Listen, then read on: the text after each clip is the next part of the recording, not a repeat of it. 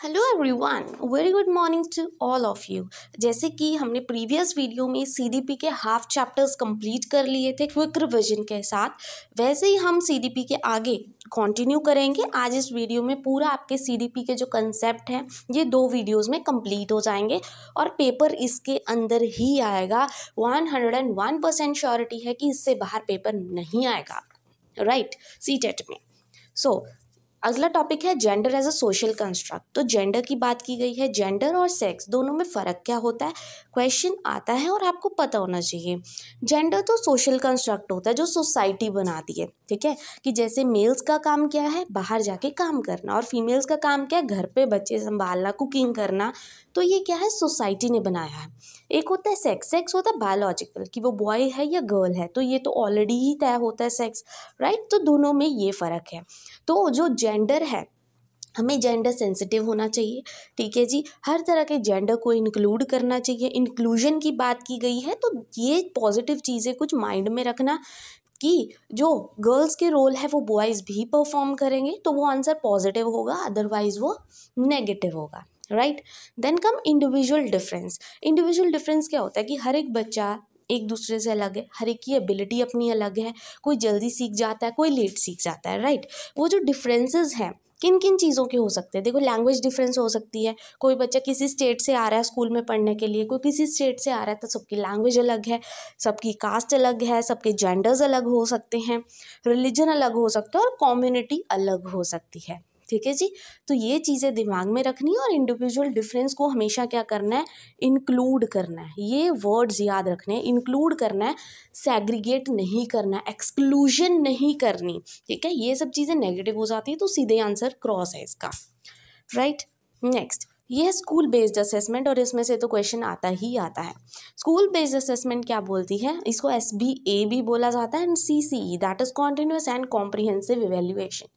School based assessment मतलब हम बच्चे को असेस करते हैं, बच्चे की एक्टिविटीज़ देखते हैं, राइट, सभी चीज़ें। तो CCE क्या होता है, दैट इज़ कॉन्टिन्यूस। कॉन्टिन्यूस होता है कि रेगुलर बच्चे को एक्टिविटी करवानी है पूरे साल में, ताकि बच्चे की ऑलराउंड डेवलपमेंट हो, राइट। इसमें क्या होता है, CCE क्या कहता है, स्कॉलिस्टिक प्लस को स्कॉलिस्टिक। स्कॉलिस्टिक मतलब स्कूल में जो एक्टिविटीज़ हैं, को स्कॉलिस्टिक स्कूल के बाहर बच्चा जो एक्टिविटी करता है, स्कूल में जो सीखा उसको कनेक्ट करके। तो दोनों चीज़ों को ही बहुत ज़्यादा इंपॉर्टेंस दी गई है, स्कॉलिस्टिक एज वेल एज को स्कॉलिस्टिक, राइट। कॉन्टिन्यूस मतलब बच्चे को कॉन्टिन्यूस एक्टिविटीज़ करवानी है स्कूल में। कॉम्प्रिहेंसिव मतलब बच्चे की ऑलराउंड डेवलपमेंट होनी चाहिए, that is mental, emotional, physical, जो हमने PCSC पढ़ा था ना, बच्चे की सारी डेवलपमेंट होनी चाहिए, बच्चे की प्रोग्रेस होनी चाहिए। इवेल्युएशन क्या होता है कि आप बहुत सारे टूल्स और टेक्निक यूज़ करके देख रहे हो बच्चे ने कितना परफॉर्म किया, बच्चे की प्रोग्रेस कहाँ तक पहुँची। जैसे हम इवेल्युएशन करते हैं ना by the formative and summative assessment, वही है, वो आगे हम पढ़ेंगे अभी। नाउ कम, असेसमेंट क्या होती है और इवेल्युएशन क्या होती है। तो देखिए जी, असेसमेंट तो होती है simple, it is a process of collecting, reviewing and using the data for improving of the students. कि हम जब डाटा कलेक्ट करते हैं थ्रू आउट द ईयर, देखते हैं बच्चा क्या एक्टिविटी कर रहा है, वो सारा डाटा कलेक्ट करके हम देखते हैं कि हम कहाँ पे इम्प्रूवमेंट लेके आ सकते हैं, राइट, उसको असेसमेंट कहते हैं। इवेल्युएशन का मतलब होता है मेजरमेंट प्लस असेसमेंट। मेजरमेंट मतलब नंबर्स में उसको नापना, उसके ग्रेड्स देखने, प्लस असेसमेंट जो हमने बच्चे की इम्प्रूवमेंट देखी कि कहाँ पे उसको ज़रूरत है और उसकी हम हेल्प करेंगे, राइट। असेसमेंट 3 तरह की होती है, for learning, of learning, as learning, और इसमें से क्वेश्चन 101% श्योर है कि आएगा। असेसमेंट फॉर लर्निंग होती है फॉर्मेटिव। फॉर्मेटिव क्या होता है, जब क्लास के दौरान जैसे आपको टीचर ने कोई प्रोजेक्ट दे दिया और बीच बीच में वो टीचर आपको फीडबैक दे रहा है, आपको हेल्प दे रहा है, क्लूज दे रहा है, हिंट्स दे रहा है, ठीक है, आप कोई एक्टिविटी कर रहे हो, वो होती है असेसमेंट फॉर लर्निंग, ताकि आप सुधर सको, साइड बाय साइड अपनी वीकनेसेस देख सको। असेसमेंट ऑफ लर्निंग होती है कि जैसे सेशन खत्म हो गया, अब एंड में आपको रिपोर्ट कार्ड पकड़ा दिया कि ये देखो आपका रिजल्ट, ठीक है, ये पेन पेपर बेस्ड होता है।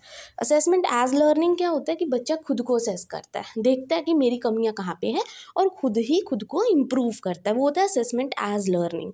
आई होप तीनों ही क्लियर है आपको।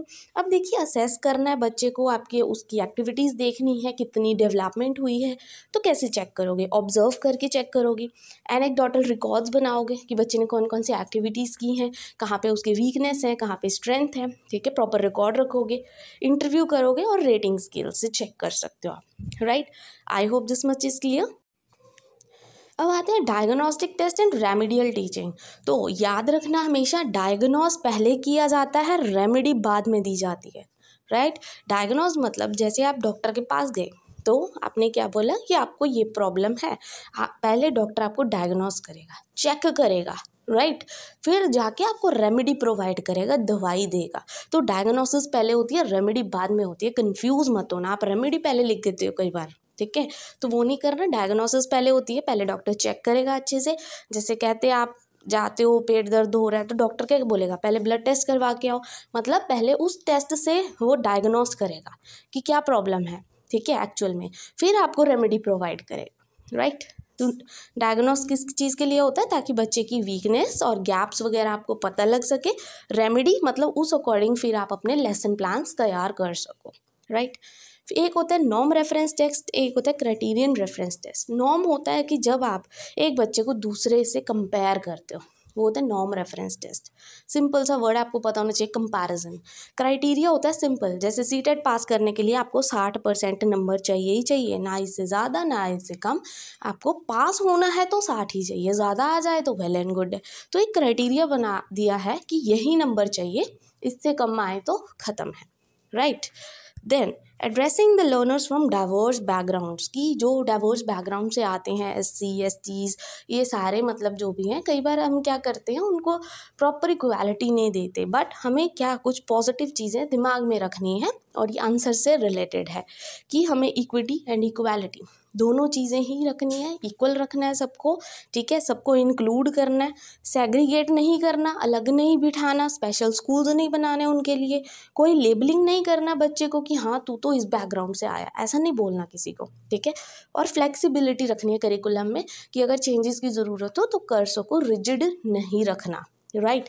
ये कुछ पॉइंट्स आपको माइंड में होने चाहिए। देन कम डिसेबिलिटीज़ की बात आते हैं, तो इसमें से तो आपको पता है, श्योर है कि क्वेश्चन आएगा ही आएगा। और याद रखना ये सारे डिसऑर्डर्स क्या हैं, न्यूरोलॉजिकल डिसऑर्डर है, भूलना मत, these all are neurological disorders, आपके माइंड से रिलेटेड है, राइट। डिसलेक्सी क्या होता है, जब किसी को रीडिंग में दिक्कत हो। डिसग्राफिया क्या होता है, राइटिंग में प्रॉब्लम हो।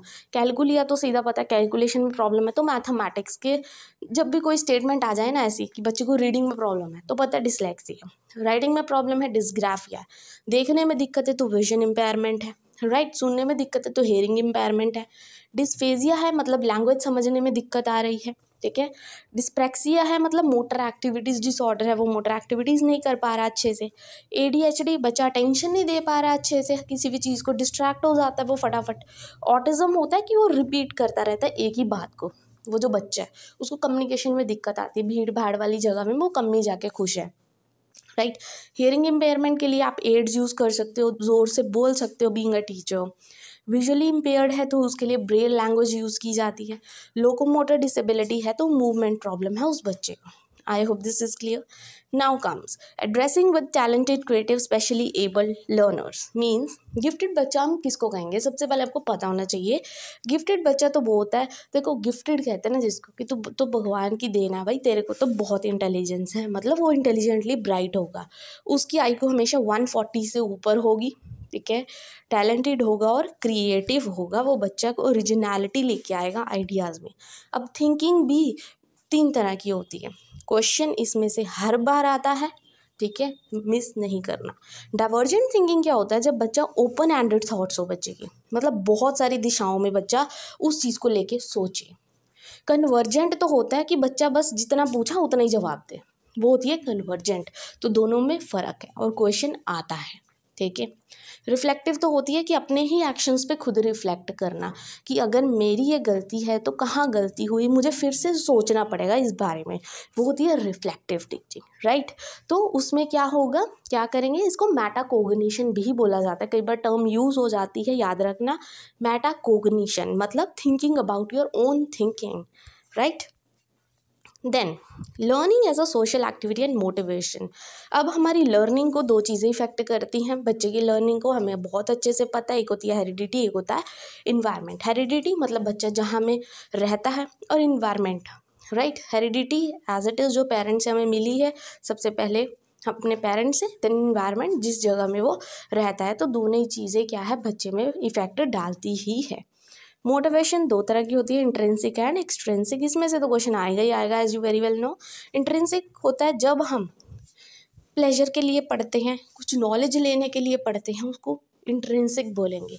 एक्सट्रिंसिक क्या होता है कि सिर्फ हम रिवॉर्ड पाने के लिए, पास होने के लिए पढ़ रहे हैं, राइट। अब एक साइकिल होता है मोटिवेशन का। साइकिल क्या कहता है कि हमारी जैसे मोटिवेट हम कब होते हैं, जब हमारी कोई नीड होती है। हमारी कोई नीड हुई, उसने हमें ड्राइव किया कि हाँ मेरी नीड क्या है, सीटेट पास करना। तो उसने मुझे ड्राइव किया कि नहीं मैं तो सीटेट पास करूँगा। तो हमें क्या अराउजल होगा, हमारे दिमाग में खटकेगा कि नहीं यार सीटेट पास करना ये मेरी नीड है।